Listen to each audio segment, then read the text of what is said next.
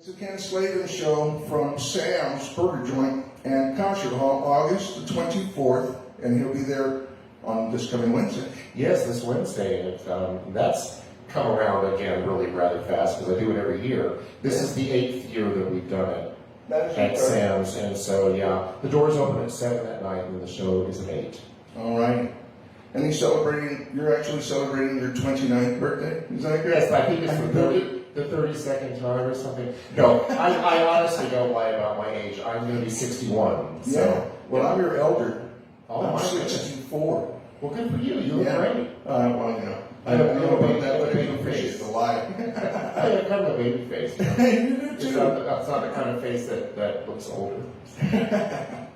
Oh, well, here we go. Let's see. And yeah, so your 8-year run at Sam's Burger Joint and Concert Hall at 330 West Grayson. For those of you that don't know where it's at, 330 West Grayson, the tickets are at the door, so you can get them. We still have a couple left, right? Oh, yes. They're running fast, but go on and get your tickets, Yes, guys. please do. Online, too. They can go to samsburgerjoint.com and order them there as well. Now, that's a heck of a setup that they've got going on. You're turning it into a real cabaret show, aren't you? Yeah, I'm going to tell you, it was when I first called them 8 years ago, and I can't believe it's been 8 years, but I called to see if I was looking for a venue to just perform. It was in 2015, so I was looking for a place to perform and a new place to perform. So I got a hold of Eric Christensen, who books all of the entertainment out there, and we had a nice talk. And I said, it probably sounds strange that I'm calling.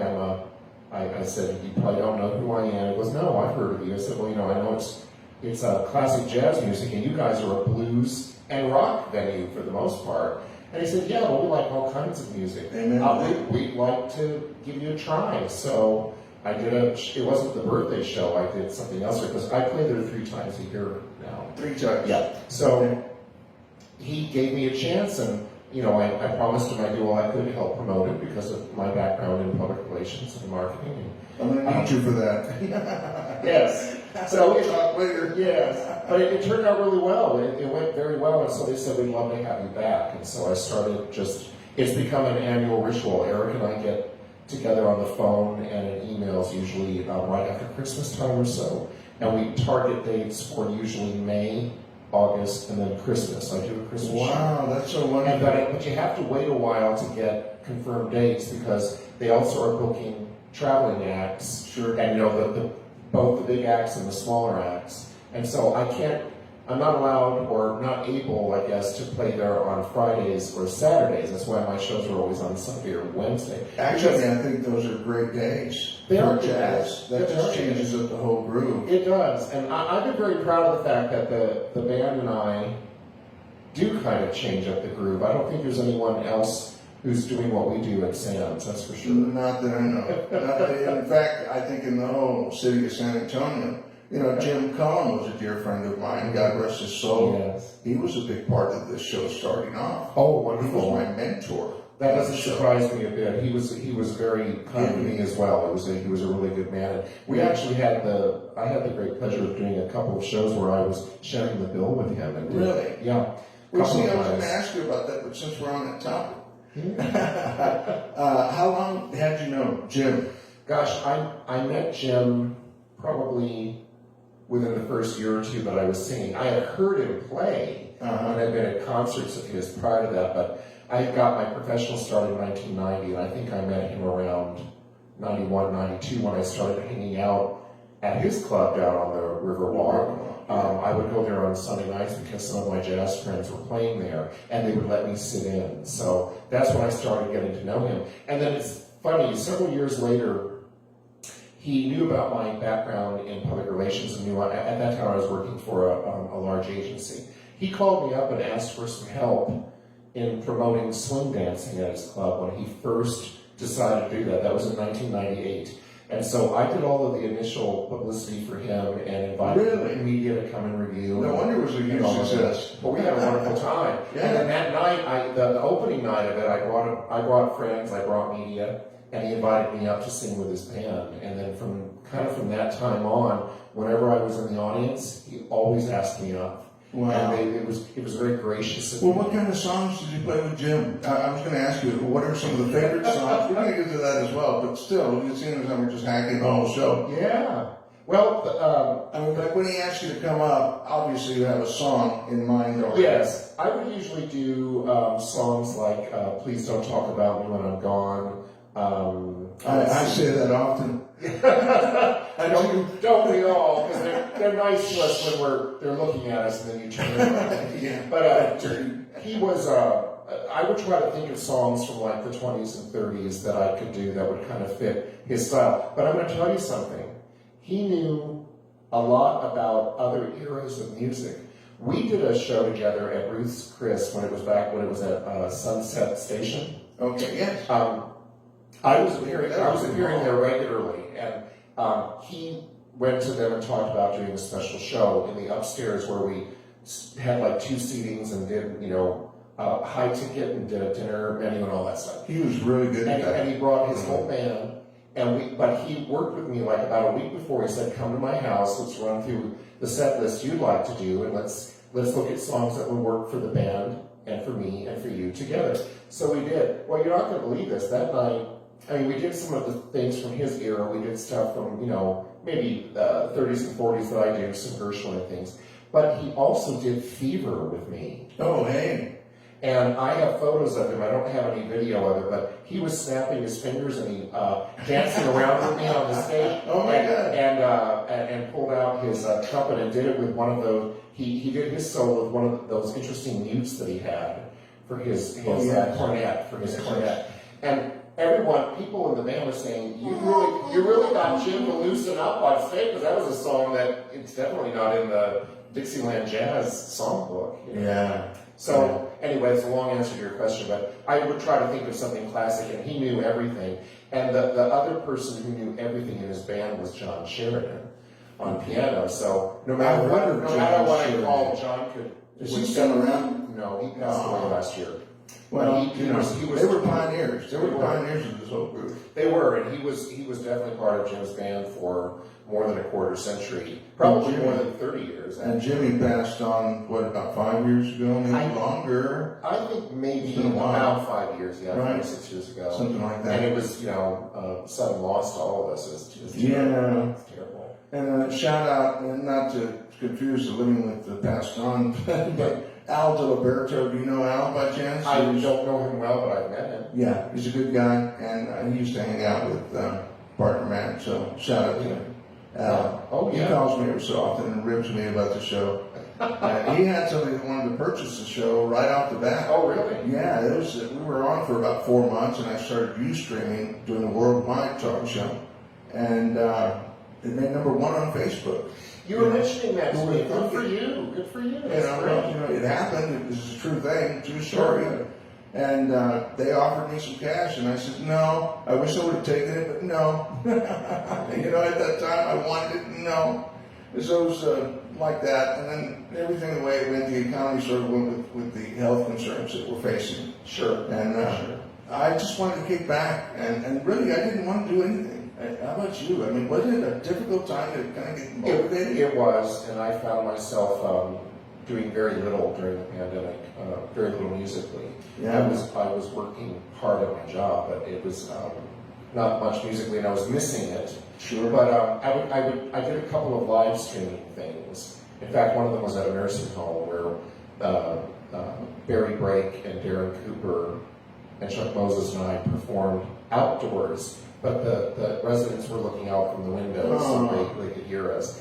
And we did a couple of other streaming things like that, but definitely missed the live performing. So really, for about 2 years there's almost nothing of merit to report that I was doing. And then getting back into it was a slower process than I thought it would be. But now people seem to be so eager for live music that I'm starting to see an uptick in what I'm doing, and I feel more motivated. I didn't feel very motivated there for a while after all I think all of us went through that. I think all of us went through it. It was very puzzling to everybody just to stop our engines, because we're typically the kind of folks that just keep moving. Totally.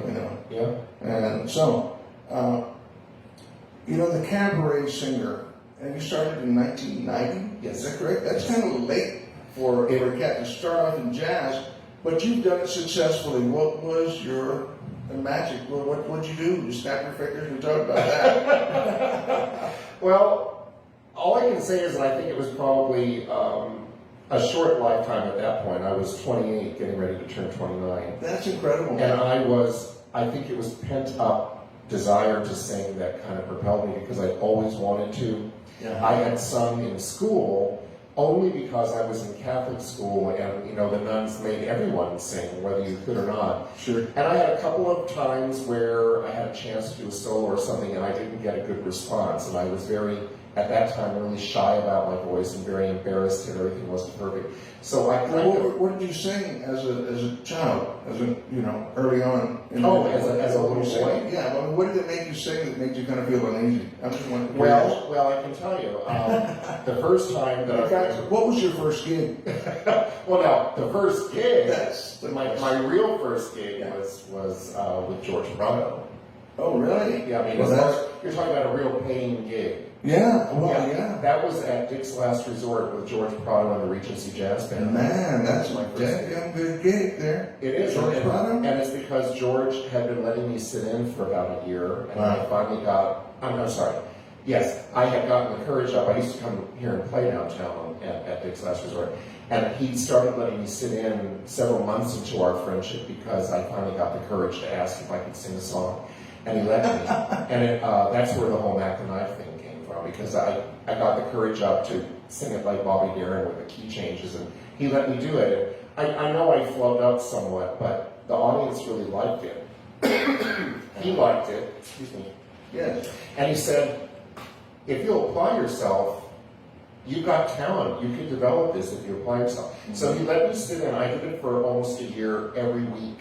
I would bring my parents, I'd call up my friends. We'd fill a table, I'd get up and do Mac the Knife and then sit down. Sometimes I did Fly Me to the Moon as the follow-up song.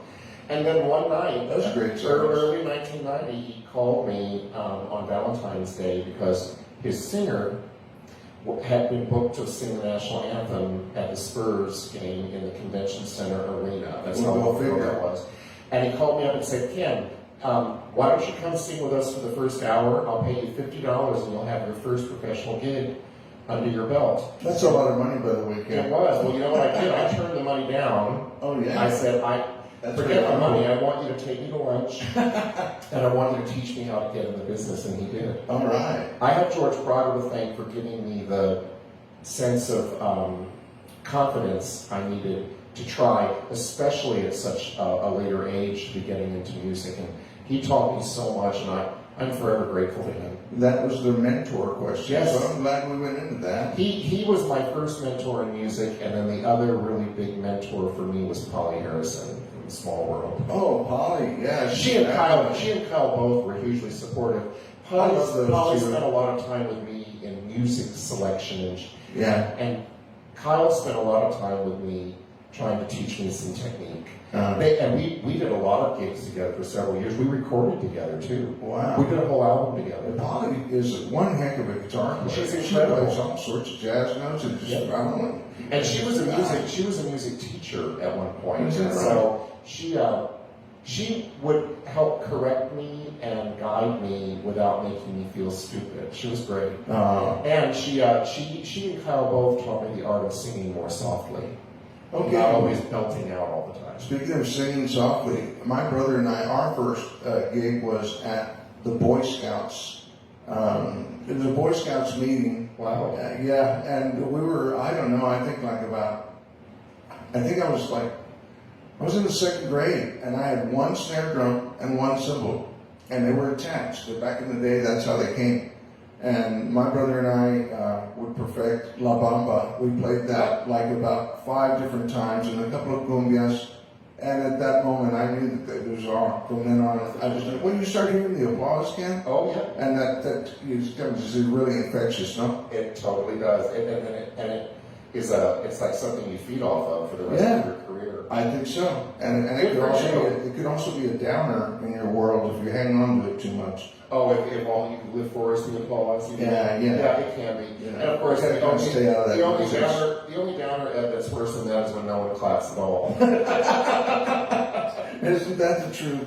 Well, listen, you've got San Antonio College applauding you all over the place. You are the Director of Marketing and Strategic Communications Yes. at everyone's favorite college. Yes, and I'm very proud of that. In fact, I just had my second anniversary in June. That was another thing that happened during the pandemic, Ed, is that's when I was hired there. And I started in June of 20, and everything had shut down in March of 20. Mm-hmm. And so the whole first year I worked for SAC, I did it from home virtually with my staff and with the president of the college and everything. What exactly do you do? I'm just curious. I handle all of the marketing, public relations, media relations, and some of the advertising for San Antonio College. So we promote, it's both for the external audiences and the internal audiences, but a big focus of our work is to help promote enrollment and to help promote the many services we offer students. Did you guys hear that? Go on and enroll at San Antonio College. Oh, yes. Just ask for Kent Slavin. I can direct you to the right people in the enrollment. Not that he's going to get you in, but he'll direct you. And, it's a very exciting job, and a lot of what I do is also finding the interesting programs and courses and things that might translate into good media stories, which also help to bring attention to the college and hopefully interest students in enrolling. So anything in terms of promoting the interests of San Antonio College and within the Alamo Colleges district, that's what I'm involved with. That's wonderful, man. And I mentioned that you wear a whole bunch of hats. You're also the Chief Advancement Officer at SA AIDS Foundation. I used to have been. Yeah, that was my job before SAC. And I noticed that the acronym was SAAF. San Antonio AIDS Foundation. Yeah, and I thought to myself, wow, he's part of the San Antonio Air Force. And then I had to read it again. I was like, no, that's, you've never been in the military, but you do come from a military background. Yes, I do. My father was a Coast Guard officer, Chief Guard officer, and so I grew up a Coast Guard grad. That's how I didn't grow up in San Antonio, but I came here when I started college because my dad retired and brought the family back here, and he had sung the praises of St. Mary's University, and so I applied there and ended up going to St. Mary's. But this was Dad's hometown. So really, even though I didn't grow up here and I was away all those growing up years, it was always the second home because my grandparents were here, and my aunts and uncles and cousins, and so I've been living here now for more than 40 years, so it's definitely home. Well, I remember hearing of you back in the day. I mean, that's the great thing about musicians. We always know who's playing, where they're playing, and what they're playing. And I had heard Kent Slavin, and I'm sure I'm not the only one that would pronounce it Slavin. Oh yeah, everyone. My father always said, "Call me anything you like, just don't call me late for supper." That's an oldie but goodie. Former Vice President Communications at the Lift Fund, a micro-lending organization. Yes. I could use them right now. You've just done so much. And in 2012, you had your own Kent Slavin. Public I said that correct. Yes, you did. I was checking my own, so yeah, you had your own public relations outfit, and that's pretty solid. You went to Atkins Agency. Yes, that was my longest tenure in any job was there. I was there almost 12 years. And that was the big agency I was working for when Jim Cullum first called me about helping promote his club. And is that still around now? Well, the one I worked for is no longer, but the son has a boutique agency now called the Atkins Group.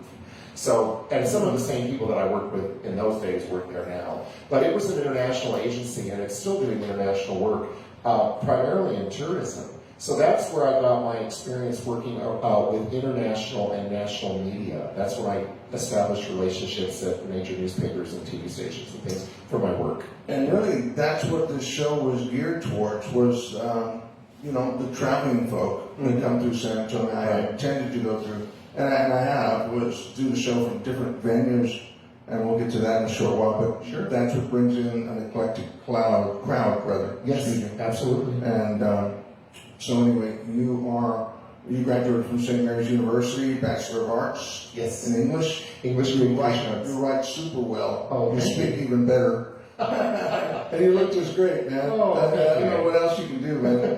Homer High, 1979. Yes, now that is Homer High. Homer High School. Yeah, a lot of people. Sounds like a guy that's getting wasted in the party. It does, and that was kind of probably the case for some folks out there. No, that was in Homer, Alaska, and that's where my dad's last duty station was in the Coast Guard. So I did my last 3 years of high school there. It's one of the most beautiful spots on earth. It's a gorgeous, gorgeous town. I can't imagine. And it's just the mountains and the glaciers and the water, and it's a small town, and it was a small high school, but it was a perfect experience for me. I have very fond memories of those years, and I've stayed in touch with my friends from there over the years, and I've been back for 2 of the class reunions. Wow. There was another one this summer, and I couldn't go because I was traveling elsewhere, but it's a beautiful yeah, spot. you've got the traveling Jones, that's for sure, man. We're going to get to that in a moment. Okay. Talking about traveling, the places in which you have lived in, and this is all part of your profile, as if you didn't know that. But San Antonio, Austin, New London, Connecticut, Yes. Houston, Texas, Homer, Alaska, Panama City, Beach, Florida, right? Yes. Mobile, Alabama, Corpus Christi, Newark, New Jersey, Bloomfield, New Jersey, and some other New Jersey, of which I'm turning the page on at this very moment. Greenwich, Connecticut. Yes. Sorry, it wasn't Greenwich. Greenwich, yeah. And oh my God, Staten Island, Yes. New York. I mean, these are just places of which we dream that we could go. And you've lived in all these places. Yeah, I did. What's with you, man? Well, it was my dad. Later on, the moving was my own because of careers, and spent a short time in Houston, spent a short time in Austin. But You were primed for travel. I was. Terry, you know what? Now that I'm thinking about it, you're right. From an early age. New London, Yeah. Connecticut. I didn't know that there was a New London. There is, Connecticut. and that's where I was born. That was my That's your birth birth. city, and it's just up this, it's just up the road really from Greenwich and from Darien. But yeah, I have to say the moving around early in my I feel life. completely outclassed. No, absolutely not.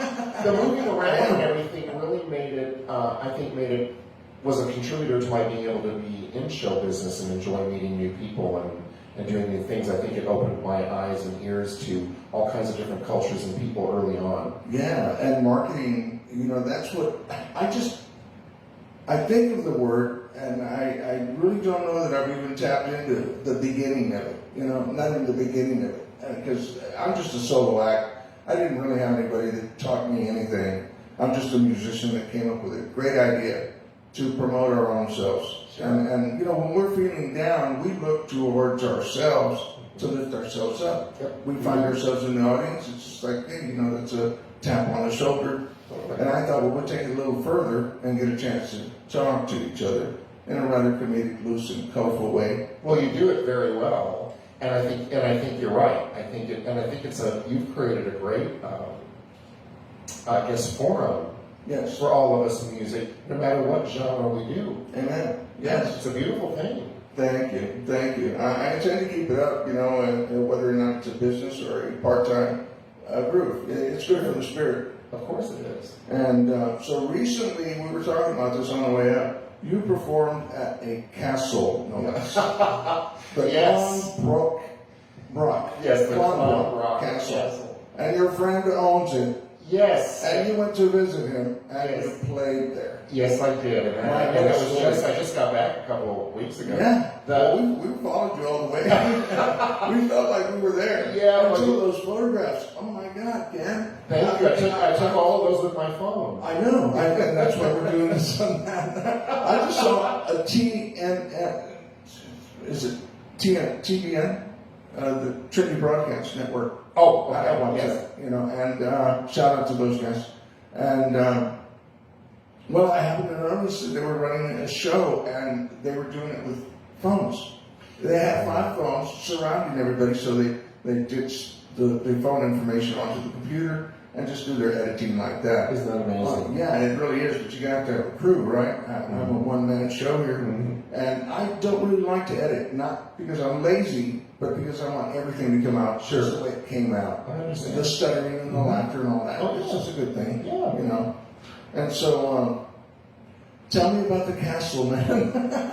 Well, I've been waiting for this. Well, it really was surprising and fun when I got the invitation. Dr. Paul Boskind owns it. He's an old friend of mine, and he has. Is he any kin to Dr. Vinny Bumba? I don't know. I don't think so. He's part of Johnny Carson's show. No, I guess not. But he's from San Antonio. Don't you know that doctor, Johnny Carson? Dr. Bombach? Yeah. Vinny. Vinny Bombach. Yeah, it was a figment of Johnny Carson's Oh, imagination. no, I guess. Oh, was it one of his characters that he played? No, I don't. I Just guess I don't silly, recall. I'm sorry. No, that's okay. So anyway, my friend Paul had bought a castle in Ireland about 4.5 years ago, and That sounds funny. and it needed I know, and only he could. I mean, he's a person who's been very successful, and he had discovered he had Irish roots, and he went to Ireland to visit, and he got the idea, like, I would really like to have a castle, and that's what he did. I mean, how many people do we know like that, right? I don't So know anyone. it's a 15th century castle built in 1469, and what he did was, it was a tower. The castle tower was a ruin, and it had been a ruin for many years. It didn't look like it. No, he's finished a 4.5-year renovation of it, and he's modernized the inside, and then also kept all the historic walls and everything. It's on 30 acres. My gosh. And it's in County Galway, Ireland, which is in the west. You would have had to have a big sound system for that gig. Well, yeah. Woodstock. What happened for that gig was, I mean, we went out there. Barry Brake went with me. Barry Brake, the very fine jazz pianist. Cool. So Paul flew us both out there to be part of a larger invitation-only music festival that he created to celebrate the renovation. So he invited people from the nearby town and the countryside there to come. There were about 250 people who were invited. They came to see the grounds, they came to see the renovation, and then the festival was held outdoors under the trees on the How beautiful was that? and he had a very nice young man who had set up sound and lights, and it was very intimate. There were chairs. It was a very intimate setting, almost like doing a little cabaret show but outdoors. And it was magical. And the space was magical. The beautiful greenery everywhere, and the really friendly Irish people who were there. We got so many compliments, and people came up to hug us and talk to us after the show and everything. It was really magical. Were they drunk? Some of them. Exactly. Ocampo. Wherever you find 4 Irish people, there's a 5th. Actually, they used to say wherever you find 4 Catholics, there's a 5th. And so I guess it was a little bit of both over there. But Sure. They were tremendous, and Paul was very happy with us, and it may become an annual festival, and we may go back again, so we'll see. Oh, that'd be great, man. I'm sure. It's going to be another boatload of photos. Well, you know me, I try to document everything I do. And those are great photos, I'm telling you. Thank you. I don't know why, but, you've always been a crooner, have you not? I mean, that's the style I always wanted to do, even as a kid. Yes. I mean, did you ever want to do any other style of music? No. No. The only other style I can think of that I would like to do, but I still do it, I do a little bit of it in my show every time, is to do the Spanish boleros. Oh, really? Because I do have some Spanish ancestry on my dad's side. Well, I definitely have that. I have Spanish and Mexican ancestry on my dad's side. Wow. And so I don't speak Spanish fluently. I studied it for years and used to speak it really well. I don't so much anymore, but I've learned many Spanish songs. The style I like to do when I sing them is like Los Panchos and Edie Gourmet, that intimate style of like maybe 3 musicians and her. That's what I try to do, and I actually have recorded a couple of songs in Spanish in that style. But I never wanted to be a rocker. I didn't want to be a blues artist. I also knew, at least as far as my sensibilities are and the way I'm wired, the classic crooning suited me, and it was what I responded to even as a boy, because that's what my father loved to listen to. Okay, so there's your other mentor. Oh, no doubt. And my mother, and my mother, they were the best. They both absolutely loved that I was singing. They loved it. Now, do you play any instruments, and did they play any instruments? I do not. When I was in junior high school, I played clarinet, but I haven't done that since. My dad played saxophone. He played alto sax, His father was a San Antonio band leader in the 20s and 30s. Wow, His name there's was Albert Slavin, and he played alto sax and also had a Dixieland jazz band. He used to perform at the old Shadowland. Here in San Antonio? Yes. Now, was this, Slavin was out there. Yes. That name was Albert Slavin. I always felt that you were much older than what you're saying. No, it's your family, It was man. me. No, the Slavin roots here, my dad's family goes back to the late 1800s here. They came here from Ireland. Wow, no wonder. And New York. It feels like you've been playing all your life, but we know your story. Well, it's definitely in the blood and in the sensibility. Our house was full of music. My parents always played records, and my mother always danced. And Dad played sax. He was not a professional sax player, but he loved to play. He had great passion for it. And, so I can't say I still play a musical instrument, but people like George Prado and Paula Harrison always told me that my voice is an instrument. Oh yes, absolutely. I think who was it? I think it was Joe Posada that said the voice was the actual first musical instrument. So you're carrying on. And Joe Posada is a great guy. Oh yeah, he's been on the show. He has a beautiful voice. Oh yeah, he's been on the show, and he was just a riot. Not only just a riot, but a great person to have on the show. You have a Grammy Award winner for Grammy. Yes, yeah. And it's the San Antonio Musicians Talk Show Network, no less. You said that you never wanted to be a hippie. Naturally, I went that route. I was totally into the psychedelia thing. I mean, I bought into it. Woodstock. Well, I saw a picture of you from... When? It's on Facebook. It's a picture of you in a stage band. Oh, yeah. And you're on the far end, and I enlarged the photo on the screen. You had long hair. Yeah, I did. Long curly hair. It's a great I picture. had little hair. Well, the same with me. I used to have a lot more.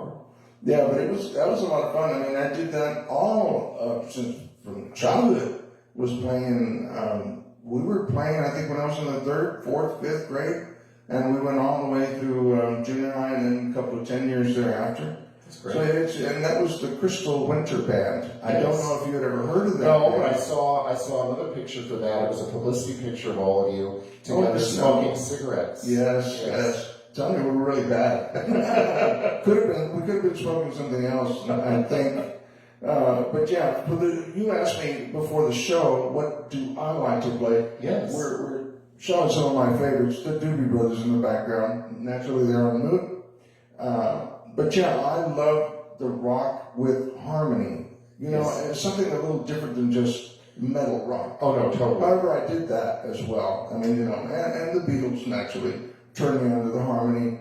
So as I just weeded out all the musical influences, including Spanish and conjunto and all this kind of stuff, of which like Lori Guns does, to the whole nine yards. I'm sure she's hugely versatile. She's great. I met her at the old Small World Jam sessions when I first started singing. Yeah, and she can sing in Spanish, English. She can rock. She can jazz.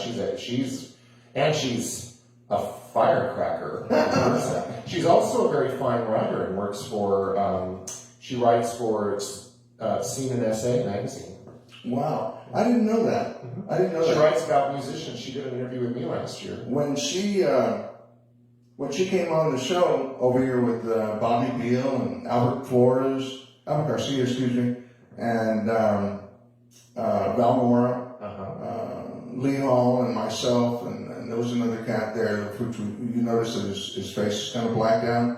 Yes, he's a traitor. Oh, okay. He's a traitor, so we blacked his face out.